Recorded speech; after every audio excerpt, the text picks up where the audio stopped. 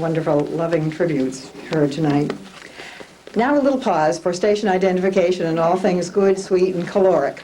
This is what I thought we would do, if this is all right with you. There's lots of things to eat and drink over here, and while you're doing that, I thought you might like to walk to one round table and another round table where some students are playing a game that is based on the Odyssey. So if you walk by Stephanie Lemieux or Cara Green or Megan Capocha, they will explain that game. And if you walk by Kay Detono or Janelle Roberts, they will explain their game. And if you walk by the computer that's going to be rolling in a moment, Dan Sachs, Adam Seligman will explain a computerized movie review that they have prepared. So why don't we break for 15 minutes or so, enjoy coffee, goodies, and look at the games. Nice. And our next participant is also a freshman, Christina Lofton. And Christina is going to read us a short story.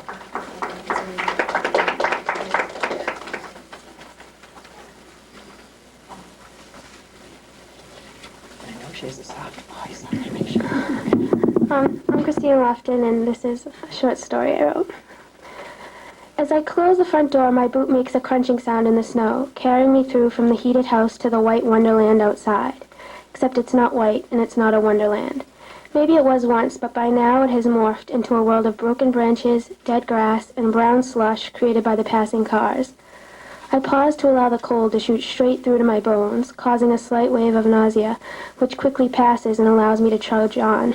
I quietly maneuver my way down the walkway in fear of disturbing the stillness of it all, breathing in deeply to detect the scent of the surrounding world thawing out. As I walk down the street, I start to look around in search of signs of life. But I see no rabbits scurrying into the brush and no friendly neighbors shoveling their driveways. I just see bare branches and muted tones, and everything seems so fake, so synthetic. And suddenly all the dead grass and bare branches and brown slush and most of all the emptiness starts to close in on me, as if the doors of this wasteland are closing and I can't seem to make my way out from behind them. I breathe in deep and slowly let it out, my warm breath clashing with the cold morning air, and suddenly I seem to have stopped moving. The bleak scenery seems to have stopped passing me by. My mind is as empty as the land around me, and I start to recite the names of the presidents like my shrink told me to when this happens. George Washington, John Adams. I pick up my right foot. Thomas Jefferson, James Madison, James Monroe. My left. John Quincy Adams. My mind begins to drift and I'm moving again. It starts to drift away from the bleakness and the deserted look of this cold winter morning. It's drifted to a different time, a different place, a different world. She used to take me out to eat every Sunday, usually to Denny's, and when she was in a good mood we would tell them it was my birthday so I could get a free meal. We must have done that at least 3 Sundays in a row and they never caught on. When I was little, I used to think it was so great that she'd always leave me at the table for a few minutes and let me pick anything I wanted off the dessert menu. Later on I discovered it was only to give her a chance to slip outside and have a cigarette. Now, whenever I get a strong whiff of tobacco, I always seem to spin around, like I'm expecting her to be standing there, smiling, Denny's menu in hand, but she never is. Over the years, the smell of cigarette smoke mixed with Elizabeth Taylor's white diamonds became almost too familiar, like some sick perfume. She was real big on makeup, too, but there was one rule: her whole face was always made up in one color, the color depending on her mood. On a good day it might be purple, which was always my personal favorite. Purple eyeshadow, purple eyeliner, purple lipstick. On a bad day, brown. She never changed her hair color, though. It was always a beautiful raven black, and she would never dream of cutting it. All the time I knew her, it always flowed right down to her butt. She always went out at night. She used to say that she was never a girl to miss out on a party. I remember her leaving the house one night in a long black velvet gown. I remember thinking how beautiful, big and beautiful she looked with all her jewels on and her hair up, and how far away she seemed. I remember rubbing my face up against her dress and how soft it felt, and how I never wanted to leave the sanctuary of the black velvet and go back to the babysitter who made me go to bed at 8. As I walked along, I realized I'm getting hungrier and it's getting colder. Suddenly, a big gust of wind comes my way, causing great pain to pass through my body. It's almost as if the wind was punishing me for letting my mind drift. I'm ravenous. I have no money. I let myself drift into a small building marked General Store. Bells chime as I walk in the door, and an old man who is reading the paper at the counter says hello. I don't answer him. I just think about how pathetic he is, about how he looks about 70 and is working in an old broken-down building marked General Store in the middle of nowhere, and how he probably reads everything in that paper and never gives it a second thought, and how everything has probably become so routine for him. I start to ask myself the same questions I ask myself whenever I see someone like this man. What if I end up like this? What if I never get an answer to all the questions I ask myself before I go to sleep at night? What if no one cares? I slip a Snickers bar into my coat pocket and make my way to the door. Bye, I whisper as I slip outside and start to run up the street. I hear the bells on the door of the store chime and the old man yelling, "Stop! Thief!" I hear his shoes click as he attempts to run up the street after me, but I know he'll never catch me. He's too old and out of shape. He'll give up soon. I slip into an alley and start to unwrap my candy. Once my father told me that when I was born, she wouldn't hold me or even look at me for 3 weeks. Then I think he realized he probably shouldn't have told me that because he got a guilty look on his face and said, "She was probably just so happy to see you." He said that's probably why I don't like to be touched. I'm accustomed to being alone. She used to write poetry. Once I came across one of her notebooks. In one of her poems, she described the world as being full of cardboard people. I don't really know what that means. And all the time I knew her, we only got into one fight. I wanted to have an unchaperoned party and she refused. It was a horrible fight. It was one of those fights where it seems like the fight is having you. She threw a wine glass at me. Later on, my shrink told me my request was perfectly normal and it was just me being a kid. She didn't speak to me for 2 weeks afterward. When I look back on it sometimes, I can almost understand why she didn't want to be with me anymore. She didn't want to be here anymore. My dad says we're a lot alike. Maybe she just didn't want to live in a world where you have to lie and say it's your birthday to get a free meal. Maybe she didn't want to live in a world where a rickety old man would leave his store unattended just to chase you down for a lousy candy bar. Maybe she didn't want her life to become routine, and maybe she didn't want to live in a world full of cardboard people. It's even colder now, and the snow seems to be icing over. I shove my hands into my coat pockets, and I can feel the Snickers wrapper cold and smooth against my hands. As I round the corner, I make out the silhouette of the wrought iron fence in the distance. Andrew Jackson, Martin Van Buren. I'm running now. It started out a jog, but now I'm running. William H. Harrison. I burst open the gate to the yard. John Tyler. I slow down, out of breath. James K. Polk. My mind has come to a complete halt. I'm so close now. Zachary Taylor. I lay down next to her, the snow crunching, cold against my body. All I can think is I should have worn a heavier coat. Millard Fillmore. I look up at the stone. Lydia S. Tan, born 1960, died 1994. Franklin Pierce. Mom.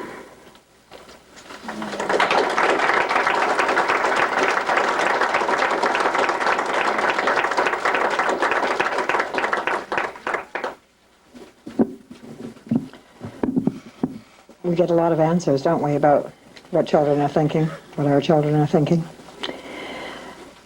And the next person is going to be Amy Tiro, and she's going to talk to us about a supermarket.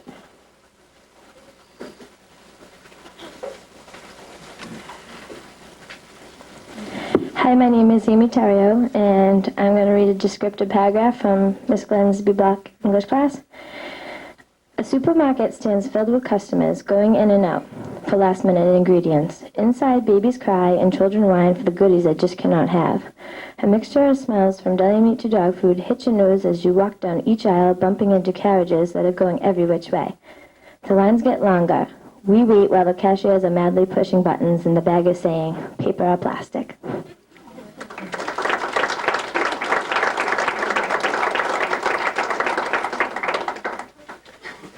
And Alyssa Anderson, a senior, reading Verge.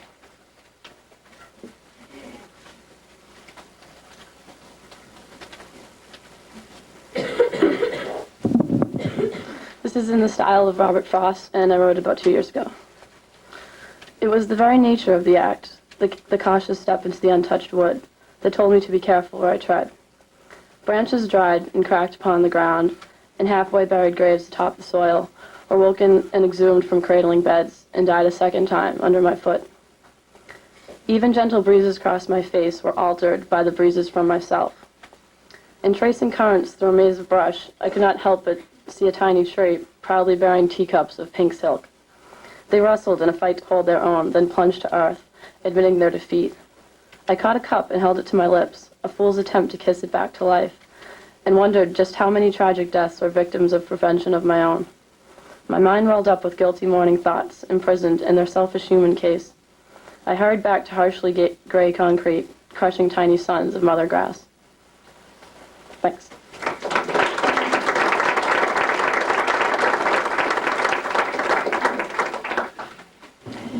And now another version of an Act 5 of A Doll's House, and this is Marcy McCullough, assisted by Linda Perry, right?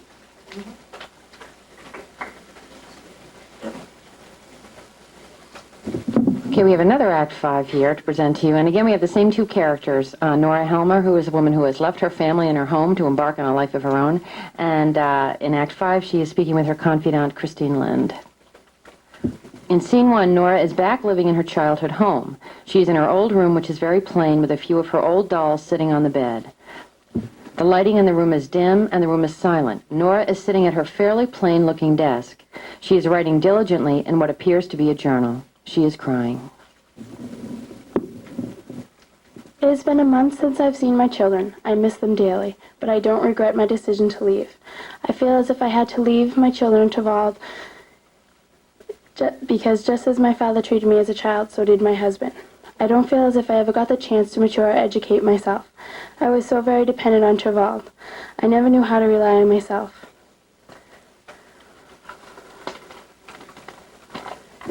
Christine Lynn, this is Nora. This is the first time I've been able to call you. Nora, is that you? Where are you? What's wrong? Please calm down, Christine. I am back to where I should have come a long time ago, back to my childhood home, so I can collect my thoughts. What on earth do you mean? Do you realize what you have done? Do you know how upset your children and Torad are? That is why I've called, Christine. I feel as if I need time to grow mature, though I do want to see my children. Would you help to arrange me to see my children? What do you mean? How much time do you think you will take? How will you support yourself? Christine, don't worry about me. I have put money aside. The important thing now is for me to see my children. I don't want them to feel abandoned. Will you help me to see them? After a while of begging Christine, she finally agrees. Nora and her children meet at a little park a little way from Nora's house. It is very quiet and a bit chilly. My three lovely children, I have missed you so much. I must explain to you, children. Where have you been? Why did you leave? Do you not love us anymore? Were we bad children? No. I need time so that I can grow myself as you children have. I need to receive some education before I can care for you. Please try to understand. I love you all. I will be back as soon as I can and feel I am ready. Nurse, please bring the children back and make sure that Trevald hears nothing of this. I will return to see you, my lovely children. Nora, I have something to tell you. Trevald fired me from the bank as a result of your doings. I am so sorry. Now let me finish. I am in the process of looking for a job. All that matters now is you. I understand how you feel, but couldn't you have stayed home with your children in Trevald and received an education? How could I? Taval would never agree, and now would most likely not let me back in the house whereas I left. And even if he let me back in, I wouldn't go. I need to give myself a chance to feel independent. I will call you soon. I am sorry about your job. I will help you in any way I can. Trevald was in the wrong mind when he did this horrible deed. Goodbye, Christine. Goodbye, Nora. Keep in touch. They both walk in their separate ways, each having more to say, yet no words are spoken. In Scene 3, Nora is back at her childhood house in her room, again writing in what appears to be a journal. I feel at peace with myself more than I had before now that I've seen my children. I'm sure they still don't understand completely my reasons for my actions, but one day they will. When I receive my education my own way, when I learn to count on myself and feel I am strong enough and wise enough, then and only then will I go back and give my children the education they should have been brought up with and be the mother I should have been. The doorbell rings. Good afternoon. I am Victoria Hardings, your tutor. You must be Nora.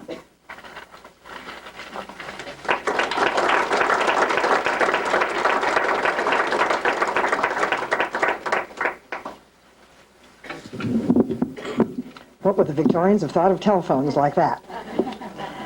And now Danielle Muse is going to tempt our palates with Grandma's Magic Cookie Bars.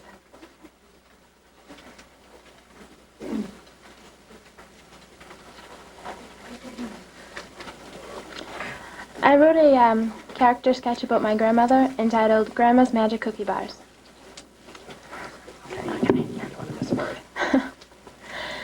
When the seasons grew cold and lonely, my grandmother's kitchen became warm and inviting. She could be found slaving away over a hot stove or mixing up a batch of delights. Always dressed and ready for cooking, she wore a decorative blouse that fit the occasion and a button-down sleeveless apron. Although her short, plump figure was tired and breathless, she made sure every new sweet creation was savory to the last bite. Her most favorite delight was called Grandma's Magic Cookie Bars. They were made only on special occasions like Christmas, Thanksgiving, and Easter. When the time came for them to be made, I'd join her in the kitchen. Even though my 8-year-old body didn't reach the countertop, I'd stand on a chair next to her. Grandma would start this ritual by preparing the cooking area very seriously and meticulously. She would lay out the cooking sheet on the surface of the counter and place the ingredients out around it. She would prepare me as well, with my own little apron and my own little spoon. I felt proud and special to be her cooking assistant. What made the cooking so memorable was her charm. She would sing cheerfully as she hobbled around the kitchen. She'd read off ingredients to me, and I'd listen expectantly. She measured the recipe out and added each amount to the dot. Her wrinkled hands would crush the graham crackers and crack the eggs like a professional. Each step was like a page being turned in a nursery rhyme. My favorite part of all of this was when the chocolate bits were added. She would add the amount needed, setting aside several morsels. A look would be shared between the two cooks, and I held up my tiny little hand. Grandma's wincing eyes and frail lips brightened as she spoke in her teaching voice. Only one. I'd frown and persuade her to give me 5 morsels, but I still would eat them one by one. The stove would become hot and ready to cook our not yet masterpiece. Grandma would get out her oven mitts and gently pop in the gooey mix. As we waited for the batch to finish, we'd play guessing games and read books. All of this pulled it all together. These are what the memories are made of. When her inside instinct told her that they were done, she'd whisper to me, "Let's check 'em out." The bars would be golden brown and picture perfect. She brought them to eye level for me to see. I smelled the luscious bars of sweetness as she cut them into bite-sized squares. Excitement rushed through my already hyper body. The only one rule applied when the testing time came again. I will never forget the taste of those glorious creations. Even now, the thought of them brings smiles around the table. My grandmother has died, and her memories are slowly fading. Even as I grow older, she is always near my heart. Every holiday, her tradition is carried on, only now I bake them myself, following her exact motions and measurements. She passed her recipe to me, and I will pass it down to my little girl, in memory of my grandmother, Josephine Muse.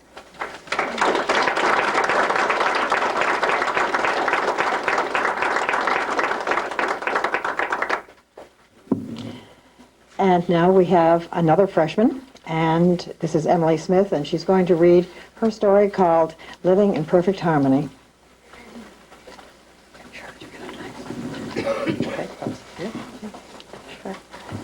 Hi. Oh, sounds weird. All right. I wrote this in English, and it starts off with a poem. So, it's called Candle. Sparks, ignites, burns slowly, painfully slow, gets warmer, faster, then starts to flicker. Suddenly it burns stronger than ever, may survive storms, tackle obstacles. It weakens with time, its eyes have seen so much. Soon the wick has nothing left, and must go out, leaving darkness in the place of something so beautiful. When I finish my poem, a single tear fell. I feel bad for my candle. Oh well, it's only another poem, just meaningless words scratched out on paper. Can't worry about that now. It's time for Alternative Nation on MTV, my favorite show. As I turn on the TV, sound and color fills the room. Soundgarden's on. All right. My favorite song. Hang my head, drum my feet, till you all just disappear. Harmony, Kate's on the phone. Called my mom. Okay, I'll grab it up here. I ran to my room and picked up the receiver. Hey, bud, what's going on? In a shaky voice, she replied, "Come over now, please." The phone dropped from her hand and clattered to the floor. How disturbing. I ran over as soon as I could. When I got there, Kate was freaking out. Her eyes were puffy and red from sobbing. Her father had just gotten arrested for drug use and attempting to harm a police officer. Kate was distraught. I hated seeing her like this. Since she became my best friend 6 years ago, her father's been arrested about 7 times. I never know what to say. After I left, I wandered down long, winding streets, trying to make sense of the world. Why do things happen? Who makes them happen? Too many questions, practically no answers. As I think about all the problems people have, Jim pops into my head. Jim's my boyfriend, and he has been for about a year. Speaking of Jim, I should call him. As soon as I found a dime on a payphone, I called. Ring, ring. I got it, Jim yelled as he sprinted to the phone. God, I hope it's Harmony. I haven't seen her for 6 hours, 17 minutes, and about 31 seconds. Oh, those eyes that remind me of the bluest sea. Those lips that I long to kiss. And how can anyone forget the blonde waterfalls of hair that go cascading past her shoulders to the small of her back? Gee, am I a little obsessive? Hello? Hey, baby, what's your sign? Cap Rick Cohen. How about you, sugar cakes? I hear her giggle, music to my ears. We arrange to meet at Pickford's in 10 minutes. I run to get ready. As I hang up the phone, I think of Jim. His long blonde hair, pale blue eyes, and strong, broad shoulders are just frosting on the cake. He's the nicest, kindest guy I've ever met. Oh, I can't wait to see him. As soon as Jim came to Bick's, we ordered a baby apple, a pancake that's like a pie, to share, and I told him about Kate. He said he felt terrible, as did I, but we decided it would pass. After we ate, Jim walked me home. When I got inside, I took a quick glance at the clock. It's only 9:17. It seems so much later. Maybe I'll call Kate. Honey? I hear my mom calling me from the living room. She sounded upset. Honey, I just got a call from Kate's mom. Well, I guess Kate was walking around, and well, she was crossing Main Street, and she got hit by a bus, and she's dead, hon. I felt my body go totally numb. My stomach was a block of ice. I was cold, so cold. I could feel myself start to run, trying to find Kate, trying to find myself, trying to keep myself from leaping into the middle of the street to be left for dead. It's a dream. It's all a bad dream. Oh, why can't I wake up? I was on an emotional roller coaster, and no one would let me off. A few days later, Kate's mom called me, wanting to know if I'd speak at her funeral. I said, yeah, of course, knowing it would mean a lot to her. I nervously prepared a poem to read. I'm not one for public speeches. And a few days later, stepped up to the altar. Hang my head, drown my fear, till you all just disappear. Black Hill Sun, won't you come and wash away the rain? I could only hear tears running down people's cheeks, sniffles and moans. I was in a hospital. Everyone was dying, and the stench of carrion was overwhelming. I tried to ignore it as I began to read. My best friend, then 12. No cares in the world. Always fun and games. Loved to ride bikes, video arcades, movie theaters. Loved to laugh. Funny kid. Brightest eyes I'd ever seen. Suddenly dark. No more jokes, only grief for what was lost. Grief to all that loved her. Death took her away. Left sadness in the place of someone so happy. Joy to pain, laughter to tears. The memory in me burned strong. My best friend, then 12. This day would be the beginning of the end where my happiness was concerned anyways. I hurt myself today to see if I could still feel. I focus on the pain, the only thing that's real. As I listen to Trent Reznor sing of death and pain, I feel so close to him, like we're connected somehow. As I take a long drag off my cigarette, something I never would have thought of doing a year ago, I think of how much I've changed, what I've become. I don't think people like it. Obviously Jim didn't, or he wouldn't have dumped me. No one talks to me anymore. When I'm this depressed, I feel like I could just lie down and do nothing. I am nothing. My mind is a clean slate, completely blank. My body is still as if I'm paralyzed.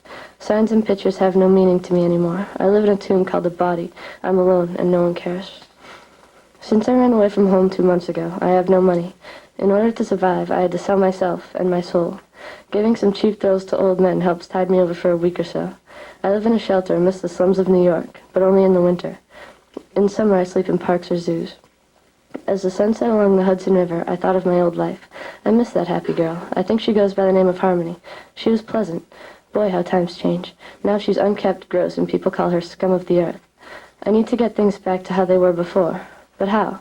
I pondered this as the stars were lit and the sun died. Free concert, Central Park, everyone welcome. I wonder if that applies to me. It seems nothing ever does. What the heck. I don't have anything better to do. As I look to find a seat, ignorant people point and laugh. I think of how I used to be one of them, and I feel nauseous. Suddenly, someone gets on the mic. Good afternoon, everyone. Welcome to the first free concert of the fall season. This is met with applause. Today we are proud to welcome the Boston Symphony Orchestra. They will perform their English rendition of Carmina Burana. This was met by more applause as the man sat down. I didn't know it yet, but the next song would change my life. I glanced at the program. Number 1, O Fortuna. Sounds pretty dull. All of a sudden the park exploded with sound. I listened intently to the lyrics.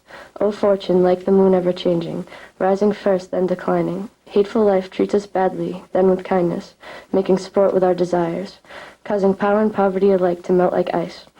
Dread destiny and empty fate, an ever-turning wheel, who make adversity and fickle health turn to nothing, in the dark, and secretly you work against me, how through your trickery my naked back is turned to you unarmed. Good fortune and strength are now turned from me. Affection and defeat are always on duty. Come now, pluck the strings without delay, and since by fate the strong are overthrown, weep ye all with me. I then understood. Everyone is in charge of their own destiny, and our lives will be what we make them. Now it seems so clear. It was so easy. Why didn't I see it? Oh, that doesn't matter now. I'm going home. After Harmony made sense of her life, she returned home. When she got there, the first thing she did was call a therapist. After she made an appointment, she took a trip to the cemetery to pay her respects to the best friend she lost 5 years before.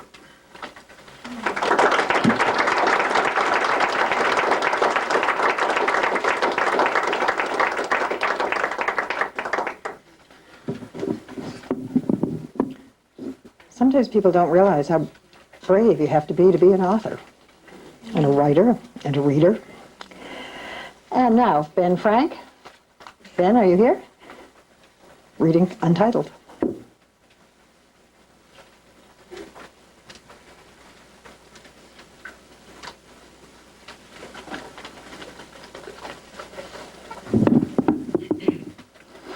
We stood and watched this, watched as the war was lost.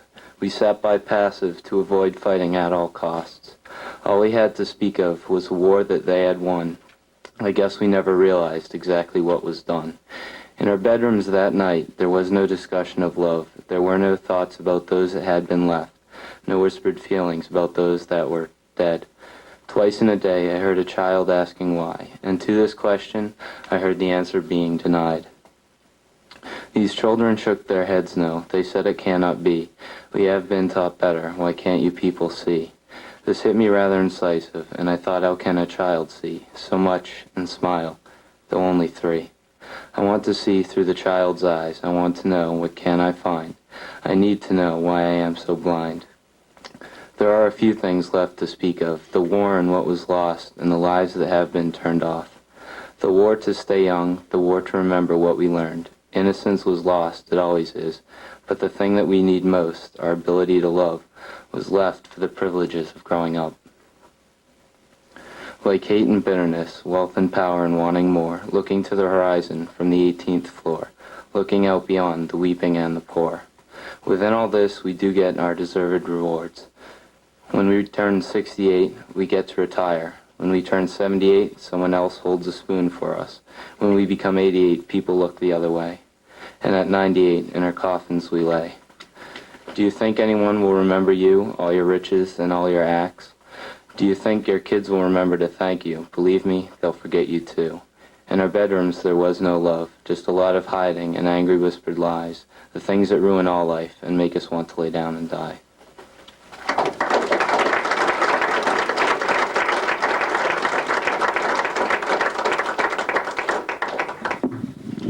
And Megan Butler reading Lily.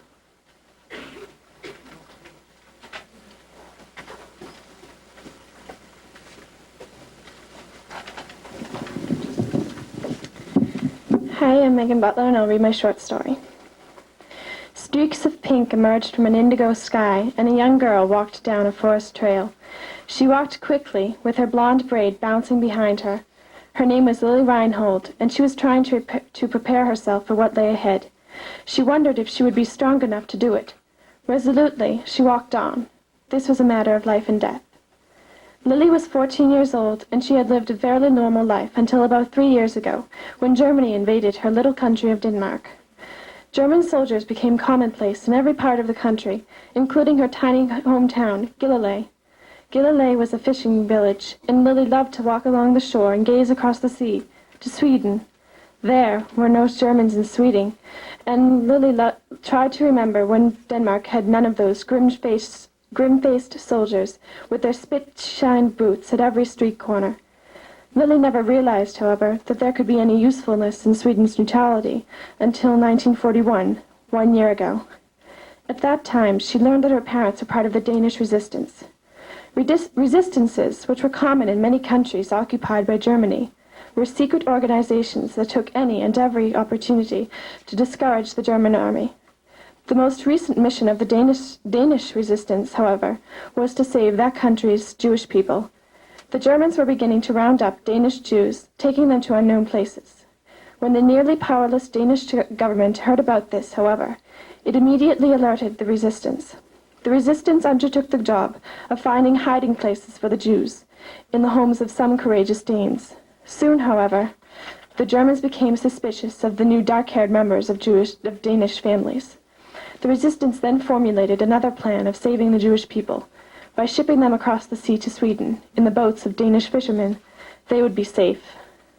Gilleleje was one of the many towns that would serve as starting off points for the mission. Lily's own Uncle Friedrich was one of the fishermen that would ship the Jewish Steens across the water. Lily was astonished to hear of the heroic deeds performed by her uncle and other fishermen in her town. She had always thought of these men as normal, everyday citizens. Little did she know that how soon her own turn to be a heroine would be. As Lily walked on the trail that morning, she wished that she could talk to her parents once again, if only for a moment. She could not, however. Her parents had been run down by German soldiers 6 months before, after their dealings with the resistance had been discovered. Thinking of this made Lily walk more quickly. She would finish this for her parents' sakes, and for the sakes of little children waiting in her Uncle Friedrich's boat. Lily remembered when her uncle had asked for her help, shortly after her parents had died. One voyage to Sweden involved saving the lives of some little Jewish orphans from Copenhagen, whose parents had already been killed by Germans. A chaperone was needed on the journey, and Lily's mother, Els, had originally been assigned to the job. Friedrich asked Lily to take the job after her mother's death, since the mission could not be postponed. The Germans were becoming more and more suspicious of the mysterious disappearances of Danish Jews. This early morning, Lily was going to her uncle's boat. She did not think that she was brave enough for the job. How could she be compared to her courageous parents? However, she would do it for her Uncle Friedrich, and for the children. Surely, she must try for their sakes. Lily looked up to see the Gilleleje harbor in the distance. She suddenly wished with all her heart that the war had never happened, that the Germans had stayed in their own country, that those little children were back in Copenhagen, and most of all, that her parents were alive. Oh, how she wished that they were there with her. Lily's eyes smarted for a moment, but she kept moving. There was no turning back. When Lily reached her uncle's boat, she called for her Uncle Friedrich. He stepped outside the cabin and motioned for her to step into the boat. Once inside the cabin, he scolded her. "Lily, I thought that you would have known better. There are soldiers all over the harbor. If they become suspicious, please be more careful from now on." "I'm sorry, Uncle Friedrich," said Lily. "And I should have thought before I spoke. Mother always told me to, but I never listened." Her voice trailed away, and her face looked troubled. "Shh," said her uncle softly. "I shouldn't have scolded you. Come, we must hurry." "But Uncle Friedrich," she said, glancing around the small cabin. "Where are the children?" "They are here," said Friedrich, pointing to the floor. He stooped down and lifted up a seemingly innocent drainpipe. Suddenly, a door slid away to reveal 6 little children, who looked frightened out of their minds. They wore heavy sweaters and jackets that were 3 times too large for their little bodies, probably borrowed from generous Danes. One little girl, with the most beautiful brown eyes that Lily had ever seen, stared up into her own blue ones. She looked scared, but also very proud. She stood her own ground and wore the hand-me-down clothes like a princess would wear her regal attire. At that moment, Lily knew why her parents had risked and lost their lives. It was to save innocent children like these, who had done nothing more than live their lives, yet were treated like the world's problems by some, and forgotten by others. Lily decided then that these children, and all the other innocent people persecuted by Germany, must not be forgotten. The time had come for people to stop turning their heads away from Germany's evil, and to start fighting back. Lily went on that night to save those orphans, but this did not mark the end of her role in the resistance. She voluntarily made 8 other trips like it. In 1945, when the war ended, Lily was 17. Looking back on all the journeys that she had made in the past 3 years, one in particular stuck out in her mind. This journey did not take long. In fact, she hadn't needed to move an inch. Lily Reinhold's mind, however, had traveled many miles when she looked into the brown eyes of a little heroine on the dawn of a new day in 1942.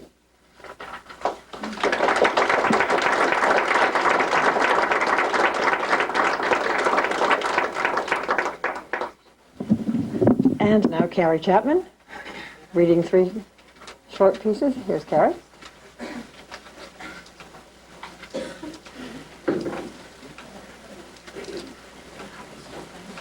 Hi. All right. These are 3 original poems that I wrote, and I'm going to read them backwards from the program there. This one is one I wrote. It's called "The Sleepy Little Princess," and it's for my mom and my dad. I'm loud anyway. Okay. Okay. I am a princess with emerald dresses of pure silk, my hair flowing just like a foamy waterfall and eyes that shine like celestial sparks. Heart of pure ice, I sleep all day. Unthaw my heart and please wake me up. Woken up, eyes anew, days slither by just out of grasp, heart failing to thaw. If I had known it would be like this, I wouldn't have asked to be a rose. The king and queen hold me close and I finally feel warm, my block of ice dripping away. Drip by precious drip, it goes away to reveal a source of love etched in solid gold. My eyes fall and I sleep again. Sweet sun kisses her rose hue. My eyes now flutter and I awake a smile. A soul, I have found it, love. Thank you. Thank you for waking me up.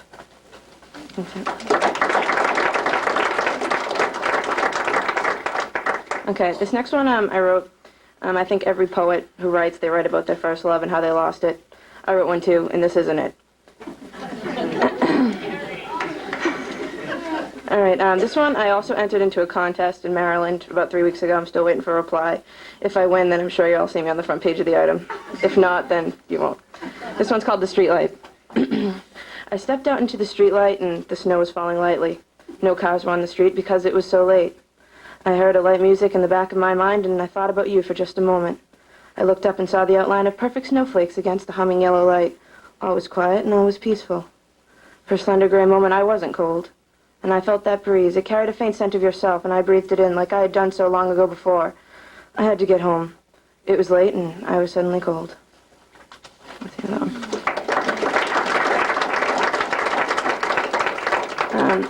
This last one is called Teenage Mind Scatter. And for this one, I'm going to have to use not the mic because I have to stand up for it and kind of move around.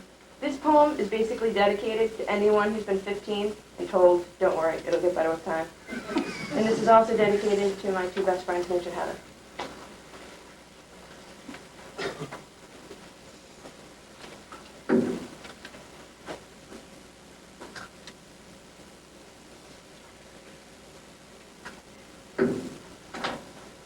19 past 10 on a school night, and it's not so late, I guess. Besides, I couldn't sleep anyway. I have so much on my mind and my heart and my soul, and just so much in me. Music, it can't get rid of it, and sometimes talking, it just didn't seem to help. A tear, perhaps 3, possibly 4, perhaps more. Imagine, crying, me, what for? What for? I guess it's all chemistry homework that's not understood, and does he feel the same, and does this shirt match, and how's my hair today? Is that another zit? Test? What test? Oh, that test. How do these jeans look? Do I look fat from the side? No? Good. Good. I'm glad. That rain on the roof. It sounds so pretty. Free and wild and almost as if it's inviting and asking me out there with it to dance and to sing and to hold myself on the roses and to spin. Spin right on the dewdrops and be free. And I want to, and oh, I can't tell you how much I want to, but I can't. I can't. I have things to do. I have homework and a music lesson on Tuesday and poetry to write. And now it's 23 past 10 on a school night, and I have that test tomorrow, and I should be getting to sleep. I don't want to cry. Sometimes. I feel like I have to. I don't want to cry. But sometimes, being 15, you know, you just have to.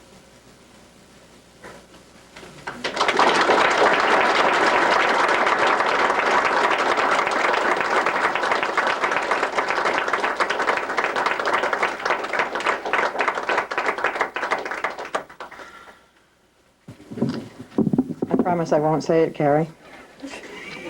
What you said. And now we have Suzanne Began and Erica Storella reading some poems about winter, which I hear is coming back tonight.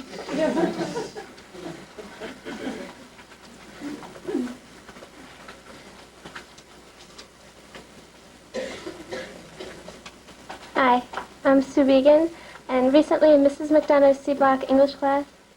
Thank you, Sue Began. Get a little closer. No, get a little closer.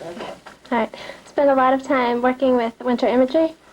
We read Ethan Frome by Edith Wharton and selected poems by noted poets Our study of winter imagery and the recent snowfall we endured this winter inspired us to write this winter imagery booklet.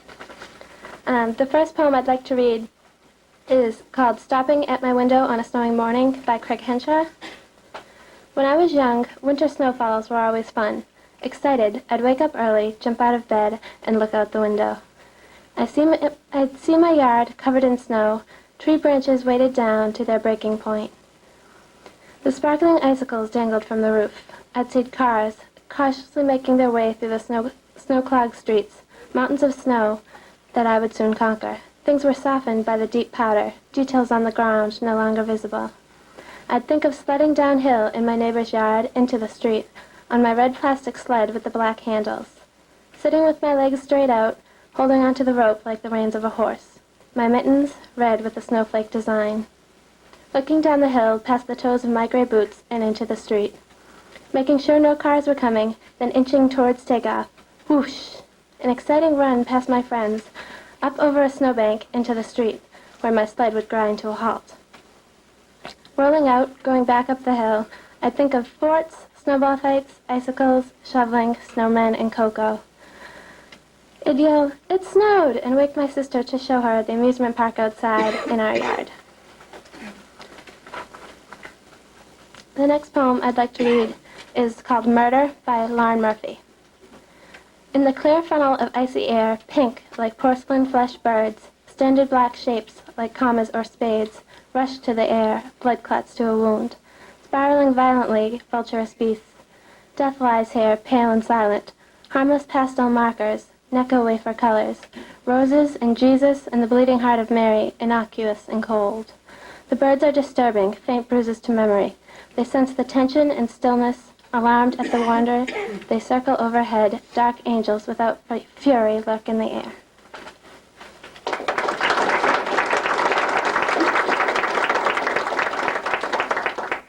My name is Erica Estrella, and the first poem that I'll read is called Icy Snow Ride by Jill Siebeking. At the top of the hill looking down, the frozen vista seems icy cold and uninviting, waiting to be conquered. The frigid wind blows against the once warm cheeks. Snowflakes no longer melt upon my eyelashes. The pain of frostbite eating away at my ears makes me long for a warmer hat and the heat of a fireplace. Picking up speed, snow sprays in my face. My eyes close a bit tighter. Bump after bump, trying to throw you from the sled, hands clutch a bit stronger. Brushing away the sharp pain of ice stinging your face. A great weight feels like it has been lifted from your shoulders. Falling back into their fluffy cotton, a deep laugh rumbles from under the bulk of layers of clothes. Soon laughter rings out through the cold air. Finally conquered. The other poem is Expedition by Evan Anderson. My body's wrapped and muffled tight against the cold of night. Only fingers, feet and nose feel the burning wind that blows. Stars glitter in black ink sky, while frozen figures hurtle by. Below are trails which dip and curl and decorate this wintry world. Exhilaration, a brief hesitation before the final thrill, as I plunge ahead in my battle with the hill. Blurring shapes pass by me in whiteness of the night, but I'm fixed and focused, cutting left and right. Carving through the crystal seas, I zigzag among the trees. Burning skin and lungs on fire, skiing is my heart's desire. Thank you.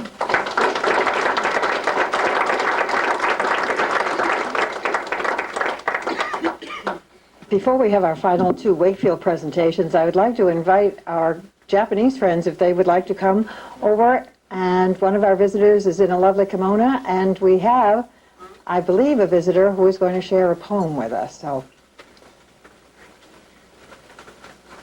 if your Japanese is better than mine, you could help me.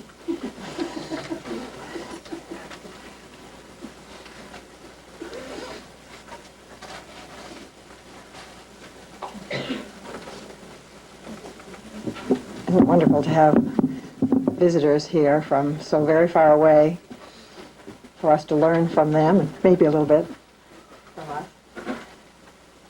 Welcome. Yeah. My name is Junko from Osaka, Japan. This is Japanese kimono. I am here with kimono to show one of the tastes of Japanese culture, in addition to haiku. Thank you.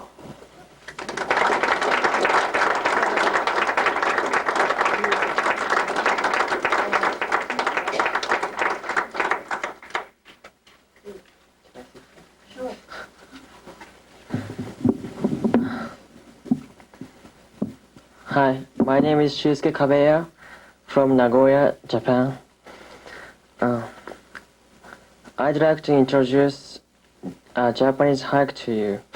Haiku is a kind of poem which consists of 17 Japanese characters, and it leaves us in deep contemplation. I'm reading a haiku written by the most famous poet in Japan, Basho Matsuo. I will read a haiku in Japanese first and then in English. 古い池や河津飛び込む水の音 old pond, frog jumps in, and the sound of water.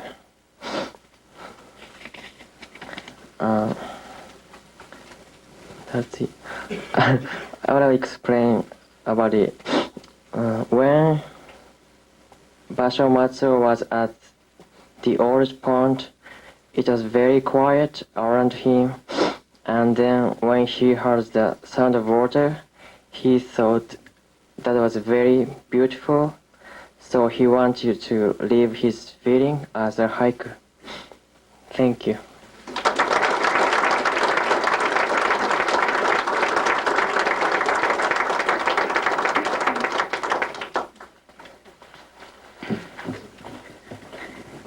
Good evening. My name is Noriko Asada. I'm from Matsuyama, Japan. Let me introduce haiku to you. When I enter Pasmon, the bell starts ringing at Horyu's Temple by Siki Masaoka. かき食えば鐘が鳴るなり法隆寺 in Japanese. Horyuji Temple is the oldest temple in Japan. This haiku means the atmosphere is quiet and peaceful. Pasmon stands for autumn. The scene is evening. The sky is high and clear. It's a very beautiful scene. But the sounds of bell break the silence. But listen with grace. Thank you.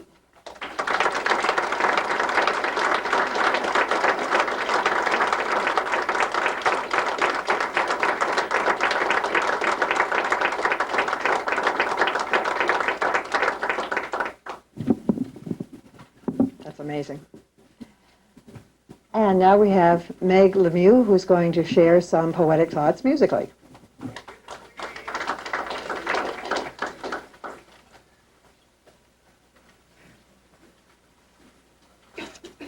Gotta sort of adjust myself here. Okay. Hi there. Okay. This song is entitled Yellow, because that's how I felt when I wrote it.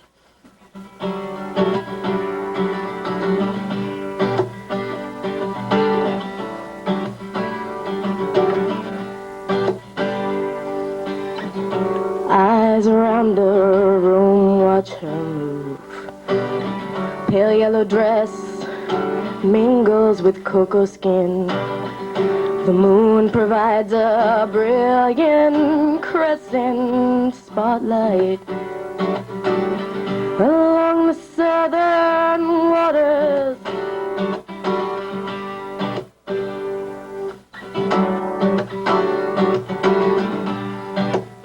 Where the air is warm, the shrimp is sweet. Come on, take my hand, somebody dance with me.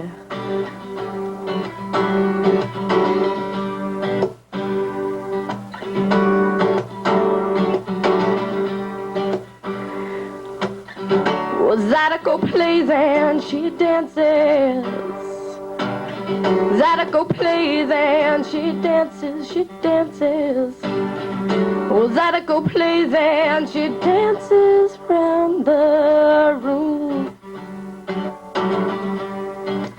She said, well, on a night like this, I could dance till dawn. So she dances on. She dances on. Her hair falls soft on her shoulders. Young men lean and they whisper how they long to be part of her world.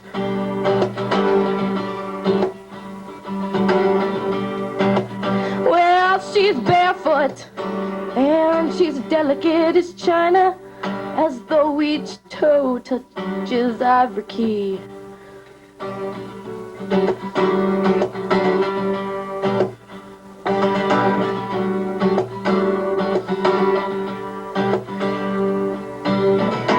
And the women jealous as the ebony.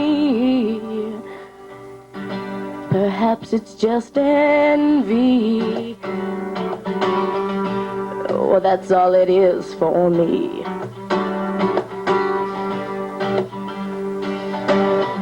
If it were me, could I dance with the night air?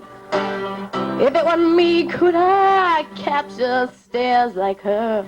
Or would I just stumble through her rhythmic world?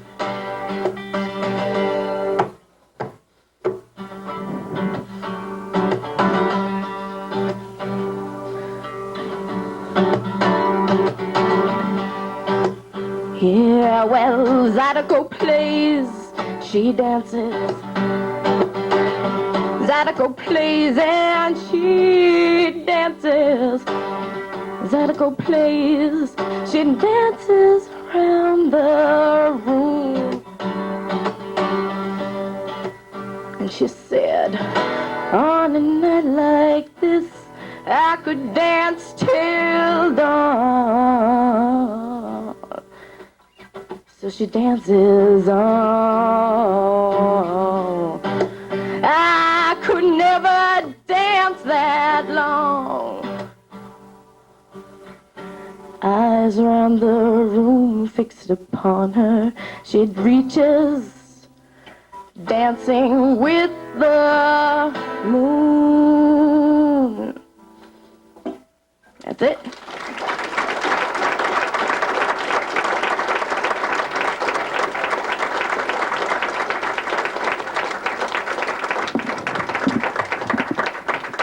And for our final offering tonight, a presentation of A Modest Proposal by Alexis Pushkar.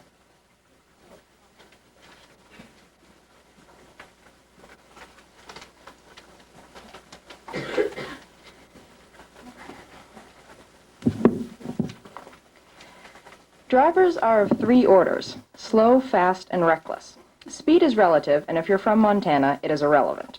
In the heavily populated state of Massachusetts, where neighbors back into each other's trash barrels and trip over the kid next door's bicycle, someone is always going 20 when your contractions are 5 minutes apart.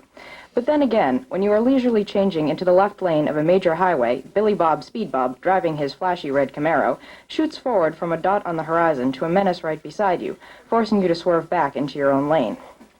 However, not all fast drivers are reckless.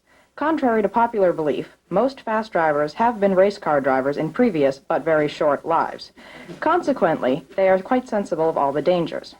Reckless drivers are generally women who need to update their makeup or to wipe their sticky toddlers' mouths, or adolescent boys with a day-old license who are driving either a girl or their friends home. The degree of recklessness can be measured by the number of watermelons which fit comfortably in the dent on the passenger side door before the car is impounded. Driving in Massachusetts requires daily dealings with all of the above quite frequently. The average driver is a victim of Ethel Easygoing, Billy Bob Speed Bob, Rick the Slick, or Tiffany the 20-something.